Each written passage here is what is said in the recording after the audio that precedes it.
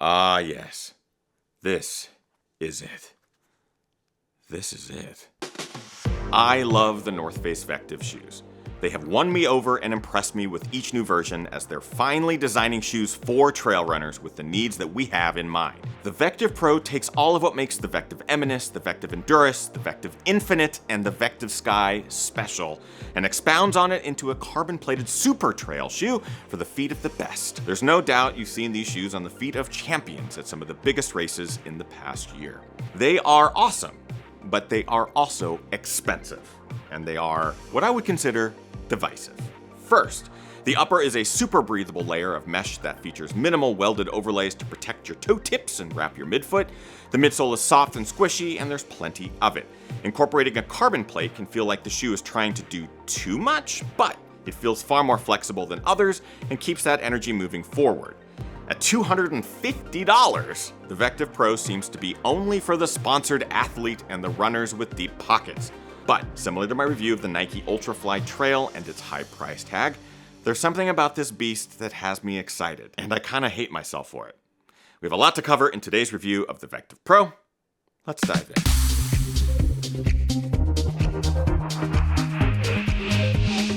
Ginger Runner. What is up, everybody? Ethan Newberry, the Ginger Runner, here for another Ginger Runner review. Today we're talking about this, the North Face Vectiv Pro.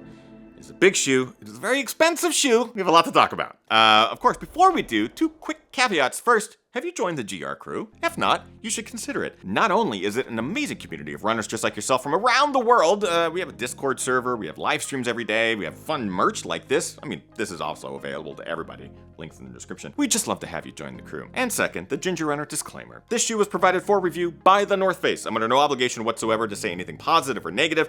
I'm not financially compensated in any way for anything that I say in this review. All opinions are my own. No one has to approve it. You're the first to see it. Give yourself a little rub right there as a congratulatory thumbs up to yourself. And let's dive in. We're going to talk about the basics, aka the things that I like and dislike about the Vectiv Pro, starting as always with the things that I like. Bounce / energy. This midsole material that North Face has been using is great. And in the Vectiv Pro, there's a lot of it, and you feel that energy propel you forward.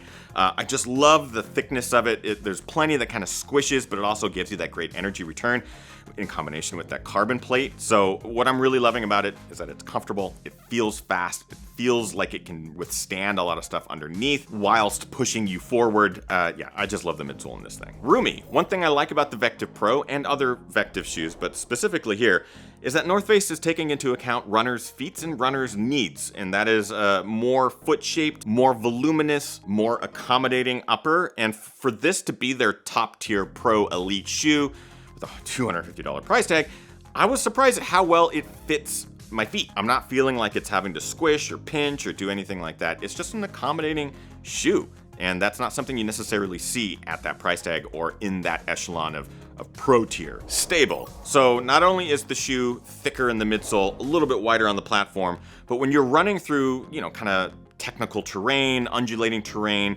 the shoe maintains its stability. So laterally, it feels good. I never really feel myself wanting to get off balance, and you're really in and out of that gate pretty quickly with that rebound. So overall, the shoe feels balanced, feels quick, and it feels stable, which is really good. That being said, it's not all Instagram reels of dogs trying to talk and Reese's peanut butter covered popcorn. There are a couple of things that I dislike about the Vectiv Pro. Let's get to those now. Price, $250. It's freaking out there, man. I don't like that there are more shoes hitting that echelon.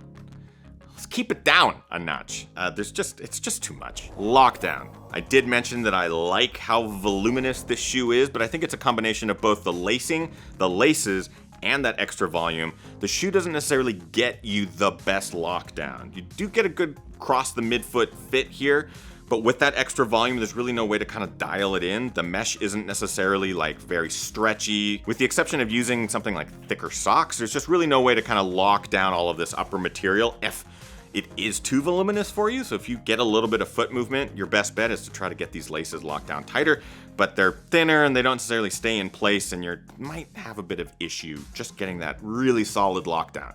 Easily remedied, but right now in this version, can be difficult depending on your foot shape. And the flattening of the lugs. I love the outsole that North Face is using. I think it is right up there with Vibram. In this case, it's not that the lugs are wearing down, it's that they're wearing in. Because of that super thick midsole material, I think that this outsole rubber is just letting those lugs kind of sink into the midsole. I've seen it on a bunch of other shoes in the past. It's not unique to the North Face, it's not unique to this shoe, but what sucks is when you're paying $250 for the Trail King or Queen or whatever, you're gonna want those lugs to stick around for a while. So right now they're just kind of getting embedded a little bit, and that could also be my size. I'm a bigger runner, so take it into account when you're considering adding these to your rotation. All that to be said, that's it for dislikes. Let's get a bit more specific in our breakdown. Talk about build, quality, comfort, fit, price, and look, starting with build quality. I was surprised at how well built this shoe was. At $250, you want it to be built well. But in my experience, there's just a lot of shoes out there that cost a lot, but they maybe don't give you the life or longevity that you would hope. And I mean that across the board, not just in the material choice, but also in like the breakdown of the materials and the flattening out of a shoe. So here I feel like this midsole's holding up really well. The carbon plate didn't initially start as like a super stiff carbon plated shoe. It actually was quite adaptable.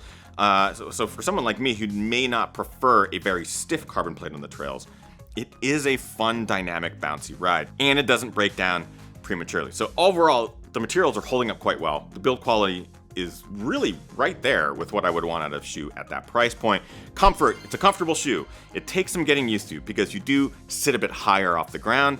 It is a wider platform, and that dynamic carbon plate does take some getting used to. If you were running faster miles or you're picking up the pace for race day, this is something that will certainly feel fun and dynamic and comfortable. And I really, really like that. Fit, I already mentioned the fit. It's voluminous, yay, but also a little bit difficult to tighten down, especially here across the vamp. So just take that into consideration. Also, we have an interesting heel collar and heel counter that can get folded under and just kind of takes some getting used to with that fit around the ankle collar. Price, already mentioned at $250, and that makes me gag. It's just too much. Could do maybe at around the 200 price point, maybe. But this goes the same with the Nike Ultra Fly Trail. It's just too much. And looks. I would say this has become one of the more recognizable shoes, I'd say, in the ultra sphere. One, because a lot of the North Face athletes are winning races or finding themselves on the podium of big races, whether it's UTMB, Western States. So you're gonna see a lot of these shoes. And there's like 2 or 3 or 4 different color versions, whether it's the bright yellow, the bright blue, the bright orange, and they do definitely stand out. I like the looks. I think they're unique without being overly so. And they're very recognizable. So for me, I like the looks. I do. Bringing us to our conclusion. The shoe is great. The price is a lot. Like, a lot. But I said the exact same thing with the Nike Ultra Fly. And that still was one of those shoes I was like, oh yeah, check it out. Give it a buy. So I need to acknowledge how obscene that price is. Not just in this shoe, but in the other $250+ trail shoes. It's extreme. So I can commend this shoe till the sun comes home. Son? Cows? I very much recognize that not everybody can afford a $250 shoe. Right there with you. So I want to get that out of the way whilst I commend the shoe, because it is super fun. It's an extremely dynamic shoe, very bouncy, great roll through, snappiness and energy return that you sort of hope that you would get out of a shoe like this. I can see the technology working, feel it working. This super shoe is super fun. I also want to acknowledge that there are more affordable North Face shoes that still give me plenty of joy and feel great underfoot. And the Endurus is sort of my go-to. The Eminus was one of my deals of the year.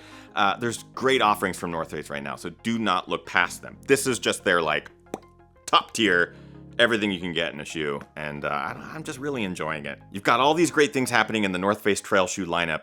This is all of that turned up to 11.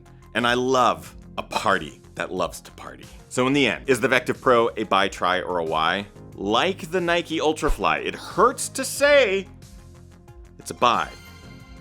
It's a buy if you've got freaking deep pockets, if you're willing to sell a kidney. Buy a pair of these shoes, or I don't know, maybe get a hat and a long sleeve, a hoodie, join the GR crew, all of that you could probably get for less than a pair of these. Just saying. That's it, my friends. Have any of you tried these shoes, the Vectiv Pro? In the comments of this video, let me know. Let me know what you think. If you have any more questions, you want to get a pair for yourself, or you want to get any running gear, I have links in the description that will take you over to Running Warehouse. They are affiliate links, but they do help the channel out and they cost you nothing. So rather than lining the pockets of the Bezoses of the world, consider using the links and helping one of your favorite channels, which I hope. Are we? Am I? Is it? and, use those to shop for your running gear. That's it. Hope you're getting out there training hard, racing harder, and partying the hardest. I know I am. We'll see you guys next time for more fun. Bye-bye.